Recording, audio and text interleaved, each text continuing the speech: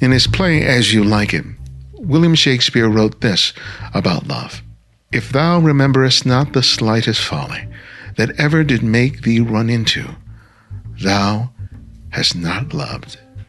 It was as true then as it is now. We do the strangest and oddest things in the pursuit of love. I don't think that I only speak for myself when I admit that some of my choices were led more by the impulsivity of my heart rather than the reasoning of my mind. I have enough embarrassing anecdotes to prove that fact. Those experiences have colored the way I consider other people's choices in their own pursuit of love, especially when those choices are different from what many might consider traditional or socially acceptable. When Isadora Kosofsky began documenting the romantic relationship of three seniors, it was propelled by more than just the curiosity of a senior love triangle. It was an exploration of what it means to belong, to be needed, and to be loved at any age. This personal project demonstrates that the need and desire for love does not fade with time. This is Ibadian X, and welcome back to The Candid Frame. I got turned on to your work a while back, and then when I went to Photoville? Yeah, Photoville. And it popped into my head again. Oh, well, yeah. God, why haven't I gotten in touch with it? Because I remember when I first saw the work, I forget in what magazine article I saw it or something, maybe online. I immediately just gravitated to it. I thought it was just wonderful. So I'm glad we finally got around to having a chance to talk with you. Yeah, thank you. In researching, I was just amazed at how early you got started in terms of not just photography, but you knew so early, even in your teens, that you wanted to do documentary photography. How did you come to understanding of what that was, and why was it something that you were so sure you wanted to do? Well, I knew from an early age that I wanted to be a journalist. I saw injustice and suffering in my own family, and I felt very out of control as a result of what I was witnessing. And I think from that early understanding of the human condition, I took that subjective knowledge, and that was part of what ignited me to want to make a difference in the world, which I think is a common thread with many photojournalists, that most of us, or one would hope, have this desire to be part of collective healing through story and our work. So looking at my family and my early experiences, I felt that I could not repair what I was seeing in my immediate circle. And I think through that sensitivity, I felt that I wanted to then go out into the world and connect and have safe intimacy and learn from others, as I have in my trajectory over the last 13 years, and really use the camera as this vehicle for easing the loneliness of the people that I shadow. Mm-hmm. But also, I think in turn at that age, it was easing my own sense of solitude as well, inevitably, because I've always taken an immersive approach. Being embedded with people from the age of 13, 14 onwards felt organic to me, because I learned through my first project of documenting people in hospice care that consistency, commitment, and patience is so deeply important to the documentary storytelling process. And as someone that not only works with senior citizens, but very often works with people who've experienced trauma, consistency is so incredibly important when you work with people whose trust has been compromised and broken and betrayed in their lives. And the relationship between myself as a documentarian and the people that I document is its own relationship. Mm-hmm. And working as a documentarian at an early age in the hospice care context and in nursing homes, in retirement communities, I didn't necessarily learn how to be a photographer. I learned what I feel is really the essential values and structure of what it means to be a storyteller and a storyteller working from an empathetic place, which is how to sit with people. Right. So I would say that early education of sitting with people in hospice care, in nursing homes, because my initial body of work was, I believe, rooted in, I don't think consciously at that age, but in a love and connection to my grandmother who had passed away when I was 13. So I gravitated towards older people, but I think it was twofold. I did have this reverence for my grandmother. She was my best friend growing up, and she was my only ally, I felt. She was a safe person to go to, a confidant. But I think also I felt old. I felt detached from my peers. And I think pain ages you regardless of how old you are. And so does remoteness. I felt incredibly separate through various experiences I had in my life as a young girl up until that point. So sitting with people at that age felt like the seeds to be the documentarian that I've had to be up until this point, and now I'm 26. Learning how to sit with people has been the most profound education because there's no classroom, there's no book, there's no formula about how to hold space for people in their pain, in their joy, in their uncertainty, in their grief. I mean, I think ultimately as documentary photographers, we're constantly contending with grief. Yeah. It's really interesting. I saw your TED Talk, and you talked about your invisibility with your peers and with your family, and how you felt, as you just described, a connectedness with the people that you chose as your subjects. And oftentimes we come into our identity, especially when we're young, and it's shaped by the relationships that we have with other people. When you're young kids and you're in a group, there's this hierarchy. That's the cool person. This is the hanger-on. This is the best buddy. And we sort of are defined by that dynamic. But here you're coming in as sort of an outsider, and you're talking about the relationship that you're evoking with people.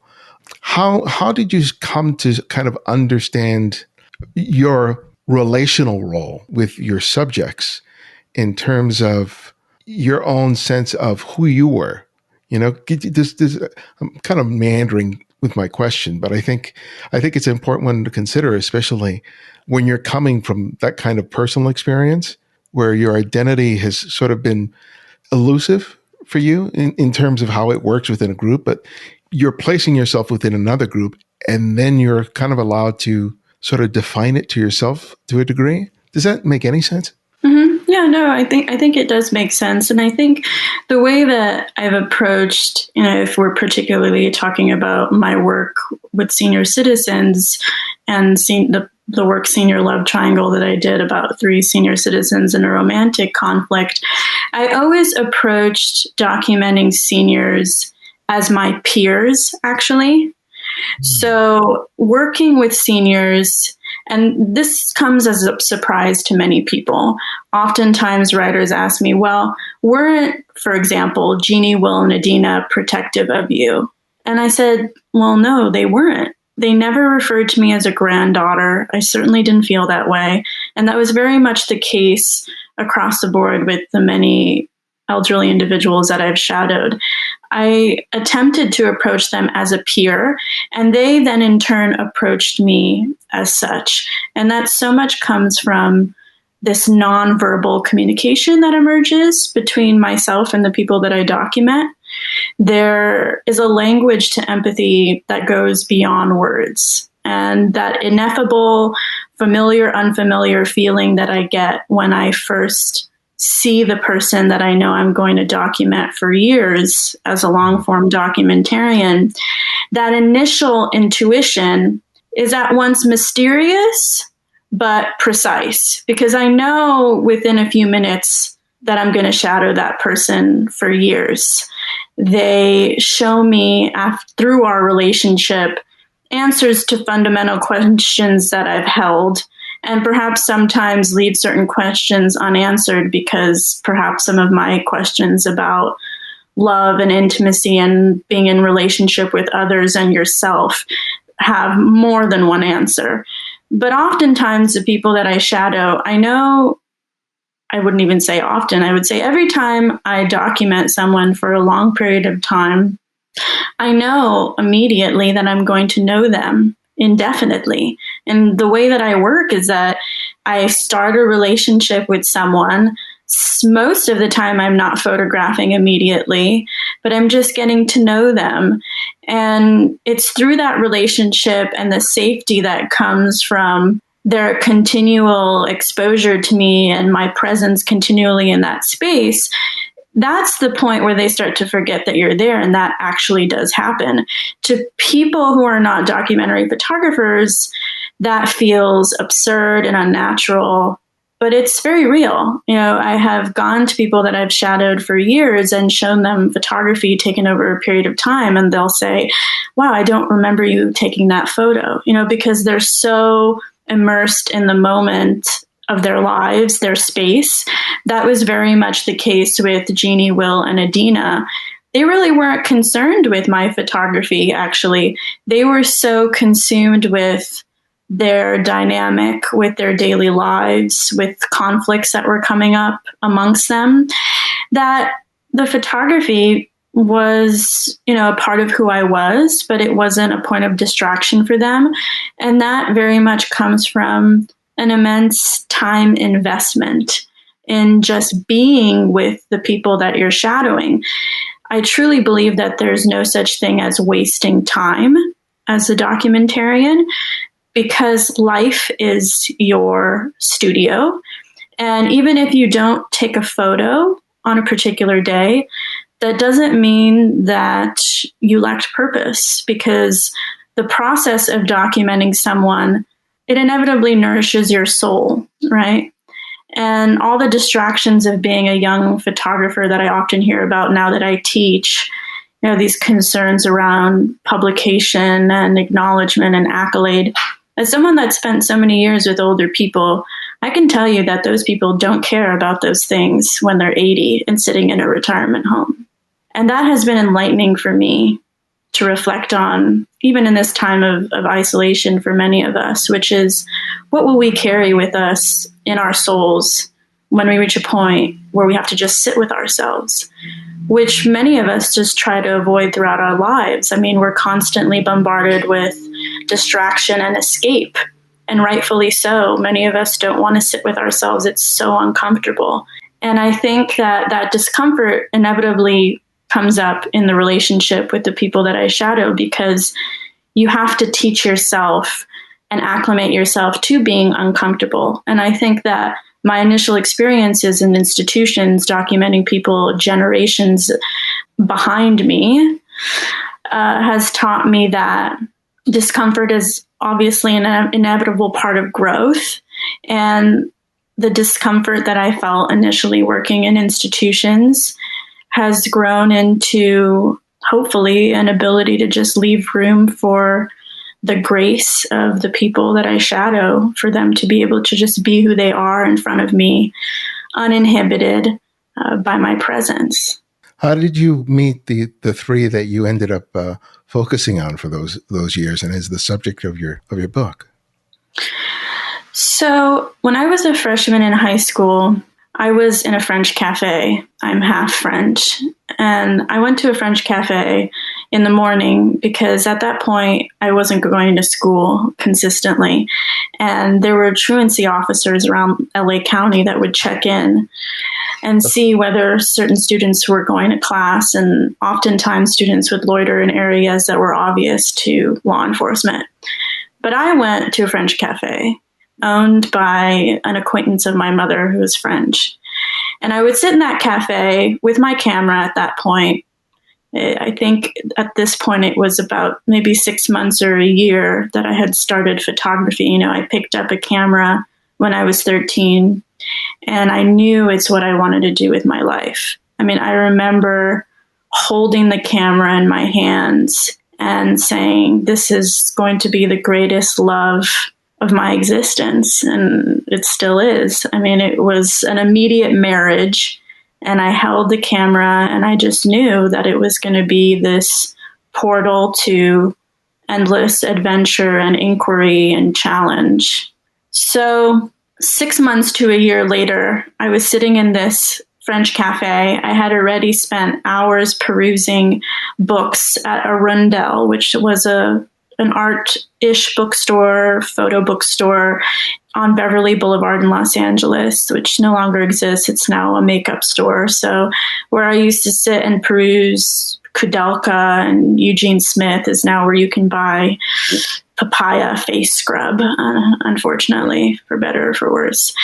So I would sit there in the back of the bookstore for hours, and I saw the work of Ed Cashy, of Jane Evelyn Atwood, her 8-year study of women in prison. I saw the commitment and the sense of responsibility and duty in the works that I was absorbing. And I knew that's what I wanted to do, that I wanted to be a social documentary photographer.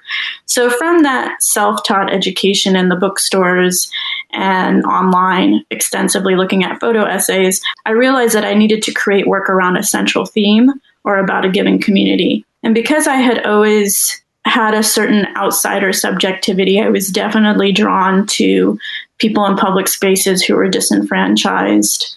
Not necessarily readily apparent, but an energy of difference, an energy of disconnect, a certain longing to be heard and understood. I could often feel that on others because I empathized with that desire to be seen and heard and understood and probably validated. So I was sitting in this cafe with an open heart. And at that point, finally, a digital camera. I started off with film. And I was photographing some of the regulars at this cafe, one of which was Bianca. She was 82 at the time. I had taken her portrait one morning. She would eat there 3 times a day. She was a seamstress to a lot of actors and actresses, and she didn't want to cook in her studio apartment because she didn't want the clothing, particularly the sequins, to smell like food. So she would eat out 3 times a day. She was born in Chicago. She was neighbors to Al Capone. And she moved out to LA after pursuing a career of being a flamenco dancer. And she loved this French cafe. So she was reading her LA Times, and she had these large black glasses, circular glasses. And I approached her and I asked her if I could take her portrait. A few weeks later, I was back at that cafe one morning again, doodling on the paper tablecloth. And she came towards me, Bianca, 82 at this point. She stood in between 2 tables. She didn't fully approach mine. And she said to me, "Honey, what do you want to do with your life?" And I looked over at her. She's only 5'1".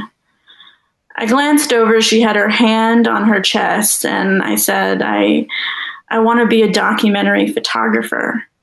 And she said, "Oh, honey, you'll never be lonely."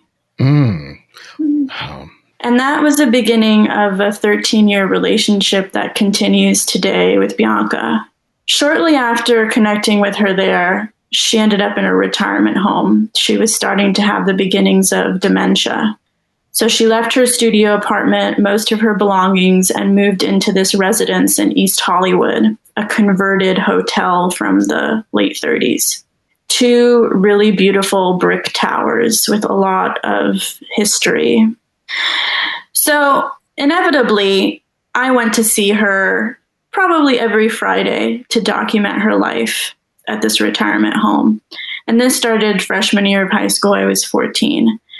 So for 3 years, which continued thereafter, but for 3 years, I would go to her apartment on Friday evenings after school, and I would listen to Billie Holiday on tape with her, and she would wear a blue nightie, and she would dance, and she would drink champagne out of green champagne glasses and try to convince me to drink champagne with her.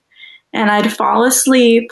It makes me just so emotional because I have so much gratitude for what I'm describing. So I would sit on that white couch and I would fall asleep. And the next morning we'd wake up and we'd go downstairs and we'd do aerobics in the chair and have lunch and then watch Jeopardy. And I was there, a part of the community. I was one of the only young people I saw over the course of those years participating.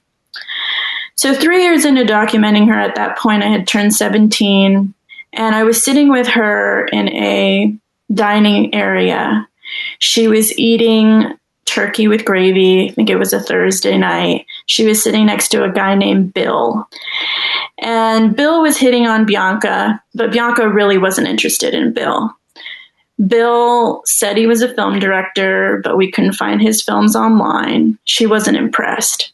So as I turned my attention away from Bianca and Bill, I started to look around the room at the various other residents. Bianca nudged at me and she said, "That one over there, she's such a flirt." And I glanced over at the corner of the room, and there was a beautiful woman with long white hair in a turtleneck, and she was leaning over a table talking to one of the male residents. And that was Jeannie. And that was my first introduction to Jeannie. And I looked at her interacting with this man, and I felt that intuition that I feel about the people that I know, that I'm going to know and shadow. But at that point, I didn't see her in the midst of the triangle or the trio or the relationship that I would then go on to document. There was something about what I had observed that resonated so deeply for me at that point in my life, which is she was auditioning for the role of Special in men's lives. She so badly wanted to be named Special, and that resonated so deeply for me. I interacted with her a bit in the hallway. She would greet me. She was always so giddy and appeared so joyful. And a few weeks passed. I was sitting in the parking lot. I was waiting for my boyfriend at the time, Evan, to pick me up in a Ford pickup truck. It was a Friday night. And I saw 3 people approach the gate. And it was Jeannie, Will, and Adina. Adina and William were holding hands, and Jeannie was a few feet behind them. They buzzed at the front gate, and Jeannie made her way to the front door of the facility. And then Adina and Will, hand in hand, made their way to the bus stop in the opposite direction.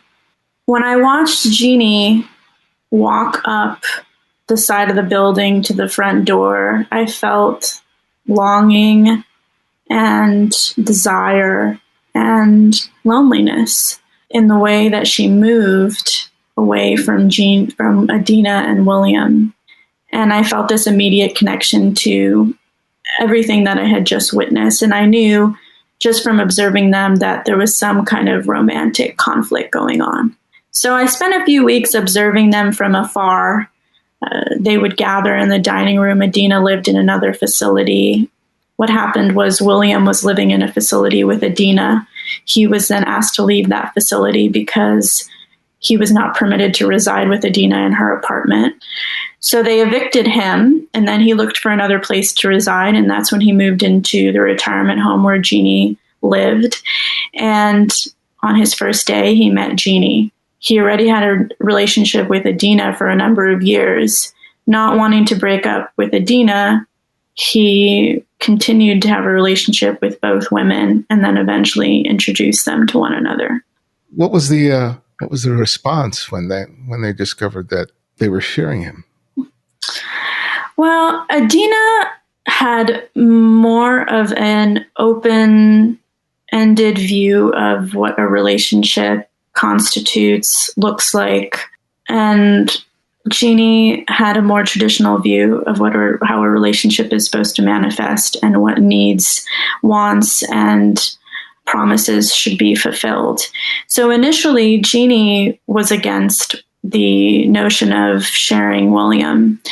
And it was over time that she started to warm up to the fact that Adina was going to be around, that William was refusing to detach himself from Adina. So that would create very often jealousy and discomfort and pain for Jeannie, which you can see throughout the photo essay. She grapples with questions of monogamy and the nature of love, and is love compromised when it's shared, or is it actually more expansive when it's spread throughout? She struggled with it initially, and Adina, I feel, initially did too, but she so often came off as aloof, and I think didn't want to necessarily show that there was a kind of awkwardness occurring. And then I think through her poetic view of life, as she said to me one time when I asked her, "What is this relationship?" She said to me, "There are many different kinds of love, and we stay together, and that's it." And I pushed her, as I describe in the essay in the book, to expand more on what she was describing. And she wasn't willing to. She just wanted to leave it as that. And she passed away 2 years ago, now 3 years ago, never having fully described her thoughts to me. But she didn't have to. You know, she spoke in other ways. And ironically, she was a linguist. But she spoke so little. She was proficient in, 5 or 6 languages. She had a master's degree in Russian linguistics from UCLA. So she was a lover of language and verbal expression and the written word, but she didn't like to define things, which I think is so telling and really allows us to live in the kind of liberation and deliverance that I think the three of them yearned for, right? There was been such a propensity with this story reaching such a wide group of people that I never imagined would have happened when I started documenting them. I mean, I was initially photographing them because I resonated so deeply with the three of them and had my own questions at that point about the nature of relationship and monogamy and commitment and forever and always, and so many of the conflicts that come up with traditional structures of connection. So I was working with them, I wouldn't necessarily say as a pastime, but basically, you know, just as this organic relationship and desire to know. And I didn't expect the relationship with them, the photography that came from that, from my time shadowing them, to have such an impact on people the way that it has. And from the wide net that it has reached, you know, there's been a need to define and a need to know. And speaking about this work so often, I'm asked certain questions that I really can't answer, you know, like, is it love? Was it love? What kind of a relationship was it? Well, I don't know. Just go on this walk with them as I did, right? I can't tell you. And I think not knowing makes people very uncomfortable, especially when you're looking at a relationship amongst 3 elderly people and living in a sociocultural environment. I think that's coming up even right now in the face of a global pandemic, where we're seeing senior citizens, I wouldn't even say disenfranchised, but made to be dispensable, you know, and the lineage of that is so present long before a global pandemic. I mean, we do not often see older people being and acting like people. You know, we have this tendency to reduce them to a certain set of keywords, right? Yeah, because they're relegated oftentimes to invisibility. People are surprised that they are still interested in relationships, romantic, and they want as much from their lives as when they were younger, and us. But because we relegate them to the shadows, people are very surprised that they're not just sitting there. They have basically a stereotype of someone sitting in a lounge chair all day watching television, and that's the extent of their lives, and it's not.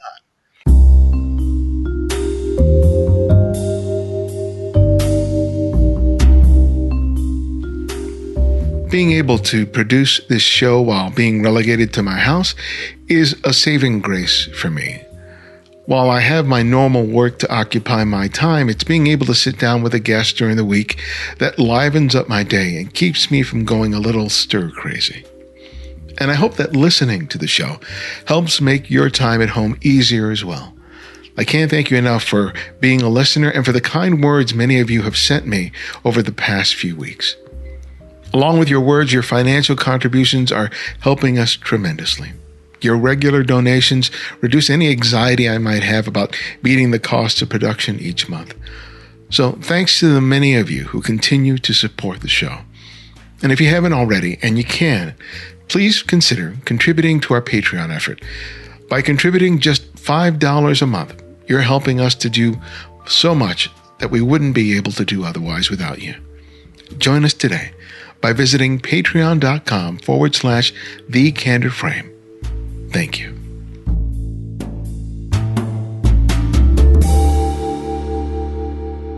One of the things that I like about your work, and I think it's resonated with me from the very beginning, and you kind of speak a lot about empathy, is the choices you make in terms of what you photograph. And a lot of, I think many people, when they think of photojournalism and documentary photographer, they're often thinking about an event, an action, something that plays out very dramatically in front of the lens. And your images do document a moment, but it's founded on emotion. You reveal it in the gestures, the way someone looks at another person or doesn't look at another person. There are these very almost quiet, very subtle moments that play out, and they're easy to overlook. But when you're telling the kind of story that you're telling, you being in tune with it allows you to make the images that are as strong as they are. And that doesn't come easy, because that requires a certain level of trust in yourself in terms of you being able to recognize what that moment is speaking to. And so can you speak to that in terms of developing, because you can develop your confidence in terms of how you use the camera, right? Shutter speed, focus, exposure, all that other stuff. But gaining confidence in terms of the moments that you recognize is something altogether different. And since you didn't have any sort of formal training, can you talk to me about how you developed that visual confidence that has allowed you to so effectively produce this work? Well, thank you. I don't know if I see it as confidence. I love the use of that word. For me, I use my internal blueprint to guide me. I use my intuition, and visually, I think that I've absorbed a lot of work over the years that influences the way that I see. And that's cinema, that's painting, even literature, story. Fundamentally, I am desperately in love with story. And I believe that story is a revolutionary medium, and it's a medium of revolution. I think when Walter Benjamin particularly talked about photography, the Marxist philosopher, when he spoke of photography as a means of revolution, that was so true. He was speaking about it from the sense that we could continually reproduce it for the proletariat, meaning anybody can access it. Where painting and sculpture and even forms of cinema can feel alienating for many who don't necessarily have the palate for it. With photography, particularly with photojournalism or documentary photography, it bears a language that anybody can access. Teaching middle schoolers, we're able to have dense conversations about the nature of compassion and connection and relationship. And we can similarly have those conversations at a graduate level. And sometimes the middle school interactions are even more profound. So with photography, I have watched it continually transcend. And then within that, for story, for me, interestingly, my visual language comes so much from some of the philosophical notions that I've described to you. It's so emotionally rooted. It's not as if I have some kind of visual lexicon that I call on. It's very visceral. It comes from a place of being radically present. It comes from a place of radically lacking judgment, which I think is a key part of being a documentary photographer. I'm not there to hold a moral stance. Again, I'm not there to define. I can't tell you if the relationship amongst Jeannie, Will, and Adina was polyamory or ethical non-monogamy or some of these terms, because they never described their relationship as such. They saw it as a relationship, and in turn, I then documented as it was a relationship. Mm-hmm. So I attempt to channel the expertise of the people that I shadow. They are the experts of their own lives. And they are the teachers, and they are the ones leading you and curating their own story as I shadow them. So fundamentally, my visual language comes from a deep appreciation for story and an understanding that when you share story with someone, it is a covenant. It is a sacred space. And I truly believe that documentary photography saved my life when I was 13. I found a way to connect a means of hope, a means for healing in a world that felt so devastating. And I found ways to understand complicated humanity too. I think my visual language comes from an ability through my own life experiences and through these educations via shadowing the lives of others. I mean, I feel like every project that I've done, even these shorter assignments, I was just on an assignment a few weeks ago that focused on immigration, and I spent 2 weeks with a group of people. Those 2 weeks feel like 5 years. I mean, I am a certain age. I feel in certain parts of myself so much older because I have had to absorb so much through my own life experiences, but also through shadowing people over the last 13 years. And what a privilege that is. Inevitably, again, that sense of feeling incredibly blessed and incredibly grateful that I get to be with people, that they leave the door unlocked for me. I went to visit someone I've shadowed for 8 years a few months ago, and I knocked on her trailer door, and she came rushing to the door with a towel on her head and a towel wrapped around her. She had just gotten out of the shower, and she said, "Well, what the hell? I was just in the shower." And I said, "Well, I'm sorry, I didn't feel comfortable opening the door." And she said, "But why? I left it open for you." I mean, wow, that's an incredible gift. And I think my visual confidence, as you described, really comes from a place of feeling incredibly grateful for the open doors that I've been provided with by the people I shadow. Your description of what your photography has been to you in your life makes it very clear to me why you are as persistent and dogged as you are to tell the stories. Because I was reading about the story that you did about the two brothers, both of which got into the penal system, and that you had to really work about a year before they got comfortable enough with you being able to freely photograph them. I know a lot of people that would have given up after about 3 or 4 times and then would have gone on to something else. So when I hear that, just what you just told me and knowing that part of it, it's just like, okay, I don't get you completely, but I get you a good amount to understand how your work manifests itself and why you are so committed to doing these over the long term. But I'm curious as to when you're working on the shorter assignments, like the one for 2 weeks, what are the things that you've learned from doing these longer personal assignments that help you to be really effective when it comes to the assignments that only allow for a limited period of time? The skill set definitely transfers over now. And the skill set is that people need to like you to allow you to be in their private space. And being liked is not based on a superficial exchange. It's so much rooted in energy.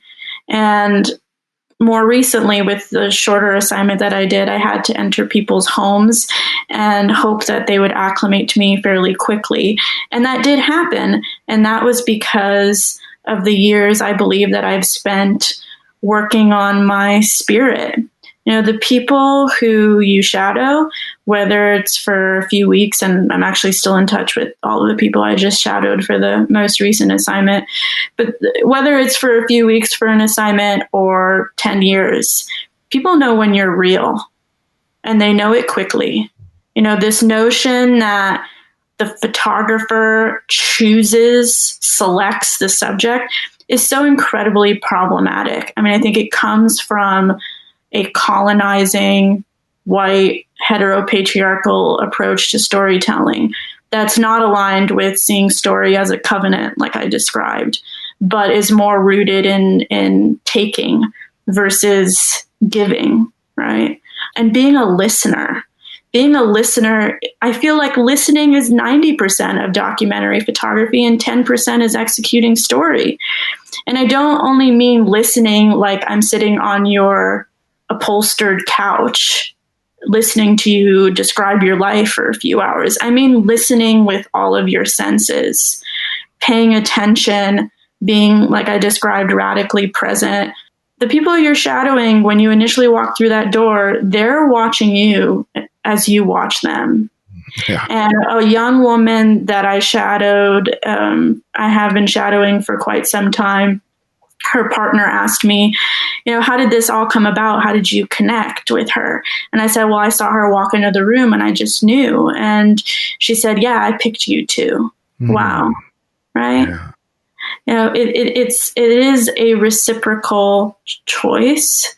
The people that you shadow, they have agency, obviously. It is not that they are voiceless. This conception around voicelessness is so painful for me to hear. They're not voiceless. We're there to help amplify. We're there to help in a nonverbal way encourage that their story has value and it has a worth and it has merit. But they have a voice and we're just there to act as shepherds. And I truly believe that what I'm doing as a documentarian is so small compared to the courage that they display.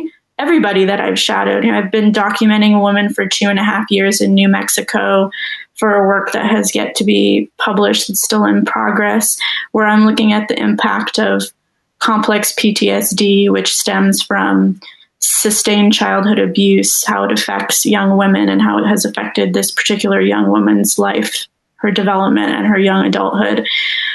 The courage that she has showed me in her willingness to allow me to be with her through her suffering, but also through her transformation, because growth is incredibly difficult for us photojournalists to shadow. Healing is very hard to visualize because it's nonlinear, it's highly psychological, and it doesn't necessarily manifest in obvious behavior.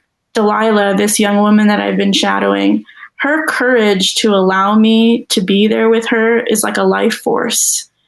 She inspires me, as many people that I've shadowed do, in their complex humanity, and in being with them, I am more in touch with my spirit, my hope, my power. They allow me to get in touch with the deepest parts of myself, and I'm so grateful. That's beautiful. The point you just made about the difficulty in being able to create a visual narrative that demonstrates growth and change and evolution. At the heart of that challenge for the photographer is not so much the images they create, is in the editing process in terms of choosing which pictures you are going to pick to print and to cull and collect in order to tell a particular narrative, not the definitive narrative, because any selection of photographs would tell a completely different story. But nevertheless, as the photographer, your responsibility is to be able to tell the story that you think is particularly important. Tell me about that particular challenge in terms of learning that necessary skill in terms of being able to look at that incredible body of work that you've accumulated and making those choices. That's a really good question. Well, I'm going to say specifically, and because we're focusing on Senior Love Triangle, the book, the process of editing for a book is so different from the process of editing for an article. Article format has always been a challenge for me as a long-term documentarian.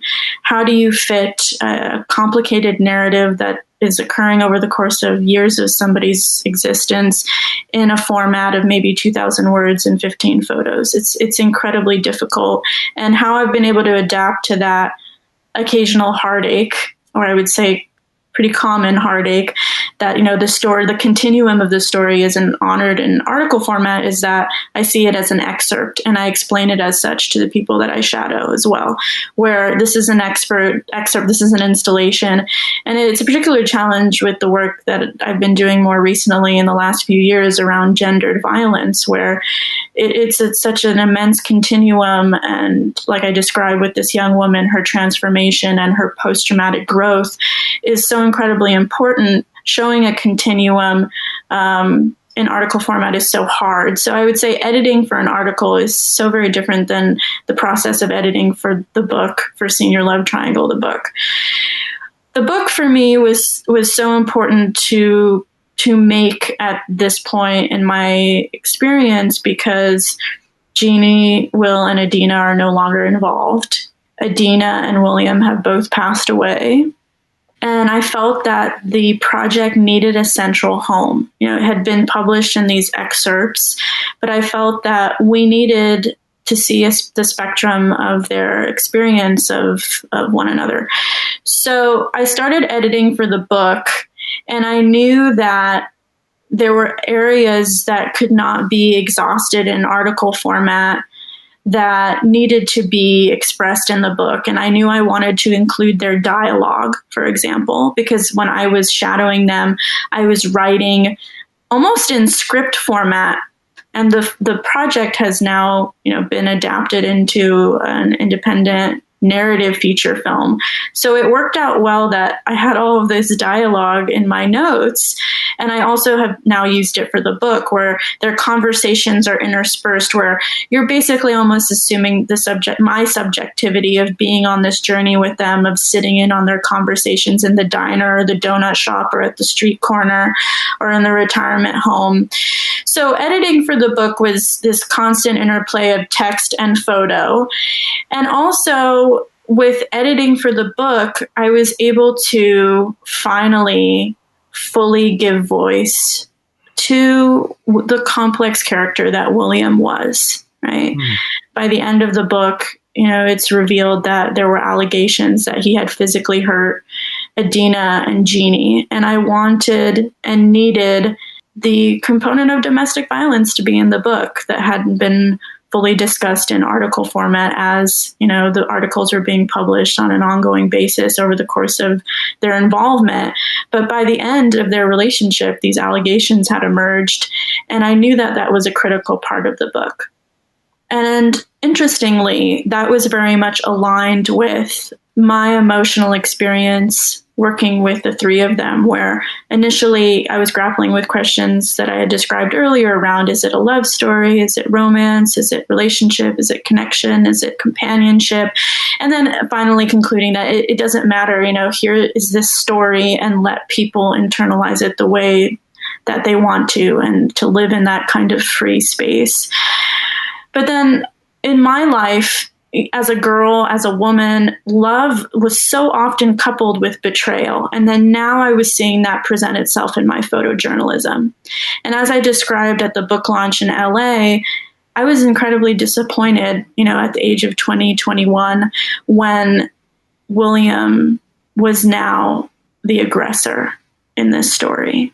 I felt crushed. I felt so sad that perhaps this idealism that I held had been punctured.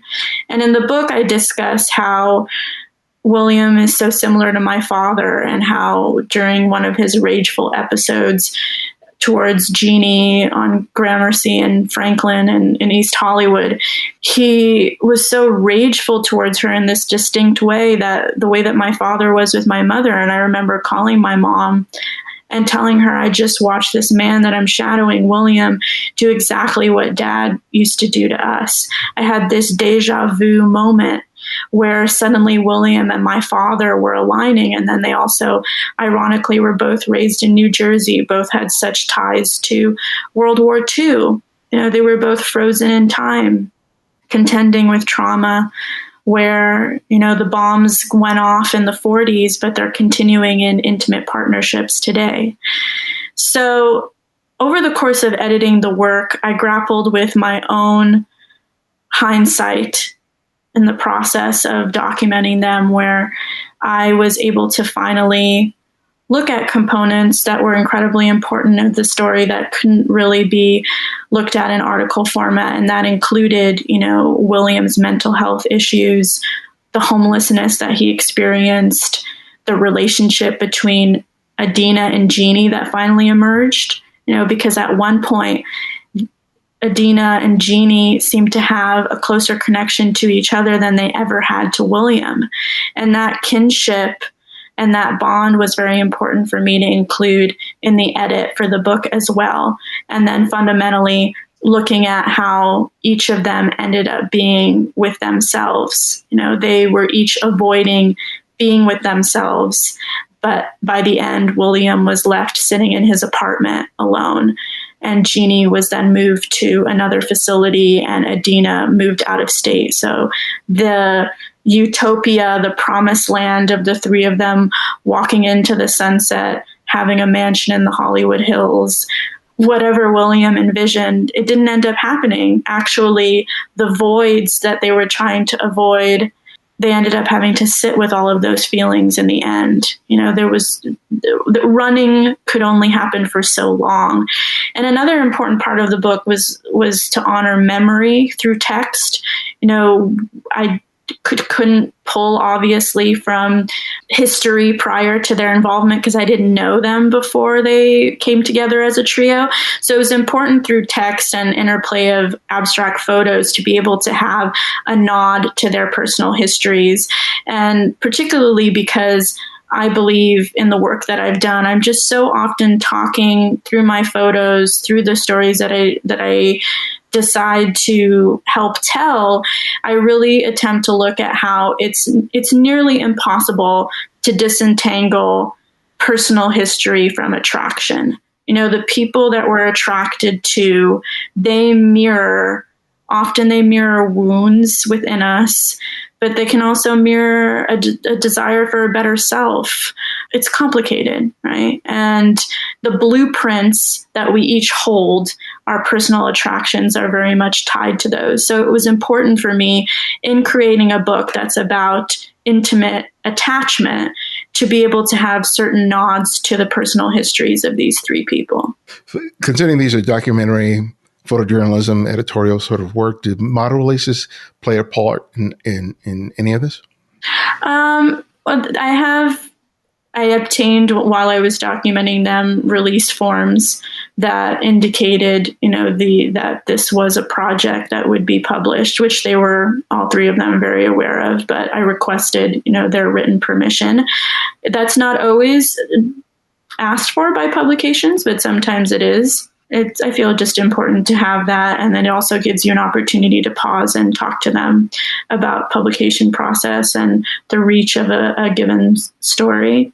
When the project was first published, or an excerpt of it in Time in 2012, I went to William and I said to him, "Hey, Will, so project was published in Time." And he went, "Well, you don't say." And that was it. That was it. I told Jeannie and Adina as well. They didn't seem pretty concerned about it. I mean, they had these full lives. They were happy that the story was out there, but they were the least concerned with the photography. I would say they were amongst a group of people I've shadowed who were really more concerned with just having me around and liked having me around. When you've been dealing with the younger people like the two brothers, because they're younger people a little more concerned with how they're seen, how they're perceived. Mm-hmm. That play a factor in, one, your ability to tell the story, and two, being able to share the kind of imagery and narrative that you felt was appropriate? I've actually been gifted with so much trust by people that it's very rare for that kind of concern, vanity, or fear of being misunderstood through my work to come up. Because of that fundamental relationship that allows for the work to be intimate, they don't seem concerned about the way the work is going to look. I think that to the people that I shadow, I represent a compassionate world, and they hope that the energy that I'm bringing forth will be similar to the viewers. but they trust me as a median in that process, which I feel incredibly privileged that is the case. So I've not contended with fears around how their stories will be interpreted, because I assume that they trust that I've honored their experience. And I feel like I could probably write a book where every chapter starts with, I've never told anybody this, but ... because I've heard that continually. So much of this work is being able to carry the secrets of others, right? And work with them to be willing to share some of those secrets so that others may feel less alone. And how do you feel that this has helped you to heal, evolve, process your own, personal trauma that you you've described throughout our conversation? I think that particularly in the context of Jeannie, Will, and Adina's story, I've learned that, particularly with my relationship with Adina and William, that relationships continue after death with people, through honoring their legacy. And I feel that the book is hopefully a part of that, because I spent a lot of time looking for William's grave after he passed away and felt like he was kind of lingering around me in 2018. And when I finally found his grave after looking for it for a few years, I felt closure. And it was such a comment on the nature of burial and the nature of being able to find a space to connect, because I didn't necessarily feel as connected to him as I did with Jeannie and Adina, but have felt like my relationship with William is even more intense now that he's not actually physically here. So I think that my work has transformed my understanding of mourning and of grief, and grief being more than attached to, obviously, the physical loss of somebody. It's changed my understanding of death, and it has most definitely changed my understanding of love. Because so much of what I'm describing is a love for other humans. I mean, how can you spend years with people and not love them? That love doesn't taint the truth, it actually emphasizes it. With the people that I've shadowed, and particularly with Jeannie and Will and Adina, I would say specifically in shadowing them and going through the photography and the notes, the writing, and looking at their faces over and over for hours in Germany when the book was printed, and in working on this film that is based on the photo series that I worked on with Kelly Blatz. What I have been able to finally accept, not just know in my head, is that when you truly love someone, sometimes you have to say goodbye. As hard as it might be, as painful as it might be, sometimes the most loving and most courageous act is to let your own heart break and just let somebody leave you. Let somebody walk through the door and be gone, which is something that I avoided so much in such a desperate and sad way, a lot of my early adulthood, not wanting to be left. And my photography is this poetic exception to that, right? Because photography is permanent. These photos are never going to be erased. Nobody's going to take them back. And I think there's immense comfort for the people that I shadow with their own attachment challenges, that the photography of their lives, it's always going to be there. Nobody is going to take it away. And it's real. And you don't doubt the reality being displayed. You can't be gaslit into saying or thinking that that didn't actually happen, because it's a documentary photo. There it is. It's evidence. As one of the people I've shadowed said to me, the work is evidence. It can't be erased, and it's never going to leave. And it's truly the eternal, the always and the forever that I've always wanted. But always and forever is unreasonable in human bonds, right? Particularly in the area of love and romance. So for me, Jeannie, Will, and Adina have showed me that the most courageous and loving act is sometimes saying goodbye. Yeah, that's beautiful. Elle, my last question that I ask each guest is I ask them to recommend a photographer, and it can be anyone, someone you've long admired or someone you've recently discovered. So who would that photographer be and why? Oh, wow. That's a wonderful question. A photographer that I admire is Diana Markosian, who happens to be a friend of mine. And I admire her work because she so courageously and so openly shares the most sacred parts of herself through her work. She documented her father, whom she was estranged from for a long period of time. She photographed him in his home and allowed that opportunity to photograph him to begin healing a ruptured relationship. And she most recently did work. She is a documentary photographer, but she most recently did work in recreating her family history of coming to the United States from Russia and emigrating to Santa Barbara, California. And her forthcoming book is actually called Santa Barbara, and it's being published through Aperture. I love so much of her work, her purely photojournalistic work from Chechnya earlier in her career. I probably have an affinity with her because of many reasons, but one of which is it's a unique subjectivity to be a young woman photojournalist, I would say. I mean, there are many. Gosh, I'm clearly not saying that there's a minority of us, but there are hundreds, thousands worldwide.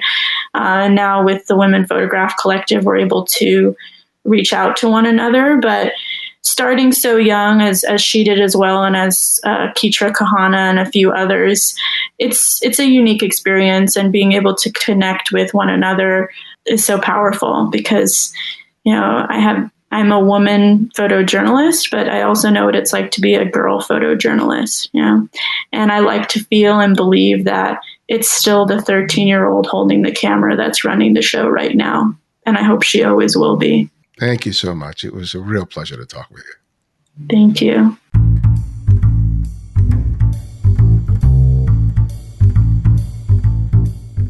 Thanks to Isadora for joining us. Find out more about her and her work by visiting IsadoraKosofsky.com. And if you purchase her book, please consider using our Amazon affiliate link, as it provides you another way to support the show.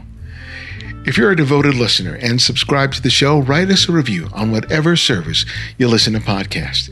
Those reviews have led people to take a chance on our show and allowed us to grow. Thanks to Steve GV from the US for his 5-star review. You can also subscribe to our YouTube channel and our mailing list. On the YouTube channel, I offer critiques on images submitted by TCF listeners like you, while the mailing list keeps you updated with all TCF events, including workshops and more. Sign up today. And remember, you can support the show by contributing to our Patreon effort or making a one-time donation through PayPal. Thanks to Felix Zimmerman, Landruf E. Tint, and Elizabeth Converse for their recent contributions. I also provide a series of ebooks on photography available for purchase on our website. It's my way of sharing my experience and knowledge about photography and making great photographs, and provides you another way to support the show. And if you found that you can't find every episode of the show, download the Candid Frame app, which is available for Apple iOS and Android. And because of your generosity, it's free to download and use. No additional purchases are required. The Candid Frame's audio engineer is Martin Taylor, who you can find at theothermartintaylor.com. The show's senior producer is Cynthia Parker. And our music is from Kevin MacLeod, whose royalty-free music can be found at incompetech.com. And this is Ibarian X, and this is The Candid Frame.